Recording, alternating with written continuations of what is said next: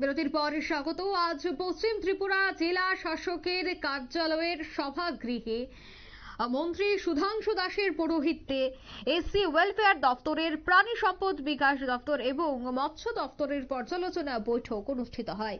এদিন এই বৈঠকে দপ্তরের মন্ত্রী সুধাংশু দাস সহ পশ্চিম ত্রিপুরা জেলার জেলাশাসক ডক্টর বিশাল কুমার, বিধায়ক রতন চক্রবর্তী সহ পশ্চিম ত্রিপুরা জেলার সমস্ত বিধায়ক এবং সভাপতিরা উপস্থিত ছিলেন।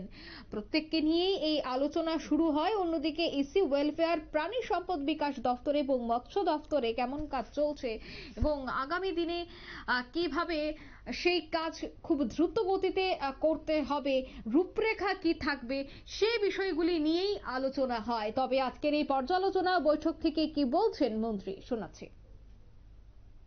পশ্চিম ত্রিপুরা জেলার রিভিউ মিটিং হচ্ছে ফিশারি, এআরডিডি এবং এসসি ওয়েলফেয়ার ডিপার্টমেন্টের।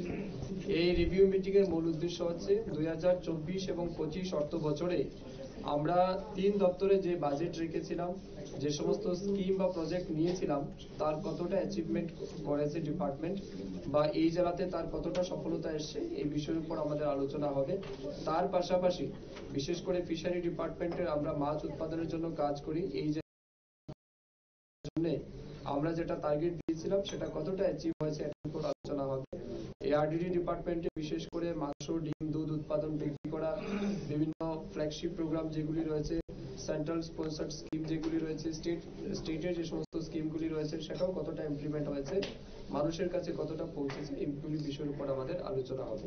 পাশাপাশি এসসি ওয়েলফেয়ার ডিপার্টমেন্টের আমরা ডিফারেন্ট কাইন্ডের স্কলারশিপ দিচ্ছি। এই স্কলারশিপ কতটা ছাত্রছাত্রীর কাছে গেছে, অ্যাওয়ারনেস কতটা হয়েছে, অন্যান্য ডেভেলপমেন্ট স্কিম যেগুলি রয়েছে ফর এসসি কমিউনিটি, এটাও কতটা অ্যাচিভ হয়েছে, এই বিষয়ের উপর আমাদের দিনভর আলোচনা হবে। আজকের এই রিভিউ মিটিং এ আমাদের সাথে এই জেলার মাননীয় বিধায়কগণ রয়েছেন, পঞ্চায়েত সমিতির চেয়ারম্যানগণ রয়েছেন, পৌর নিগমের মেয়র, ডেপুটি মেয়র রয়েছেন। আমরা তাদের কাছ থেকেও পরামর্শ চাইব, তাদের অভিজ্ঞতা জানবো এবং আগামী দিন আরো কি করা যেতে পারে এই ডিপার্টমেন্টকে কাজে লাগিয়ে মানুষের উন্নয়নের জন্য, এই সমস্ত বিষয়ের উপর আমরা আলোচনা করে একটা ইতিবাচক সিদ্ধান্ত গ্রহণ করব।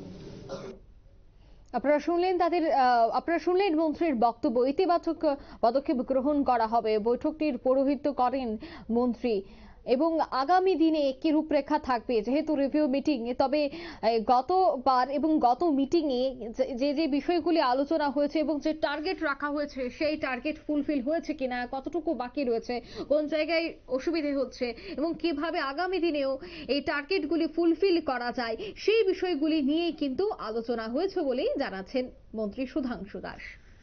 নিয়ে নিয়েছে ছোট্ট একটি বিজ্ঞাপন বিরতি, সঙ্গে থাকুন।